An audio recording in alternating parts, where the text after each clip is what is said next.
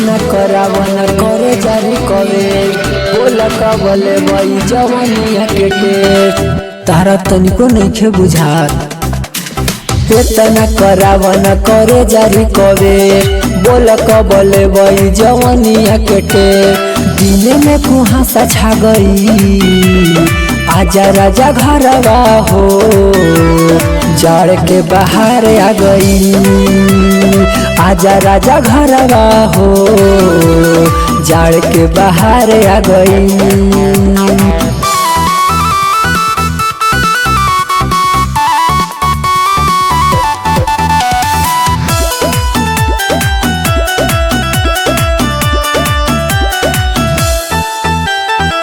लेवे लगल मौसम अंगड़ाई अकेले जात बानी हम तो जड़ाई गरम करे वाला पलंगे सैया भीतर भीतर हम रोज थरथराई लगता जान चली जाए।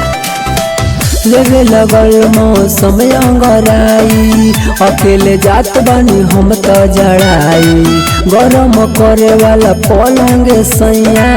भीतर भीतर हम रोज थरथराई मुहावा में लार आ गई आजा राजा घरवा हो जाड़ के बाहर आ गई आजा राजा घरवा हो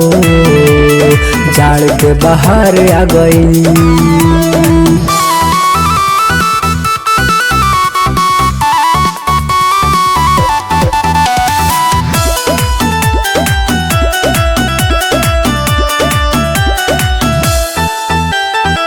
डीजे बोता बिजनी करी हा बहनवा आके संभाल सैया अपन धनवा बस में नहीं बाहरे जवनिया देखिला उल्टा सीधा रोज सपनवा मुआना नींदो नहीं खेआव अजय राजा जनी करी हा बहनवा आके संभाल सैया अपन धनवा बस में नहीं बाहरे जवनिया देखिले उल्टा सीधा रोज सपनवा दिल में करार आ गई आजा राजा घरवा हो जाड़ के बाहर आ गई आजा राजा घरवा हो